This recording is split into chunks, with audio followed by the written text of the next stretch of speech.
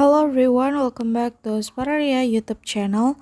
Alright guys, so yeah, in this video I would like to share you a tutorial on how to turn off Google Discover on Poco M7 Pro.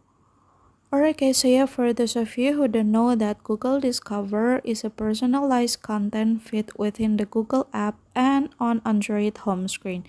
And it's also offering article, video, and other content based on a user's interest and search history. But you must know guys that Google Discover is very drain your battery and also your internet data. So in this video, I would like to turn it off.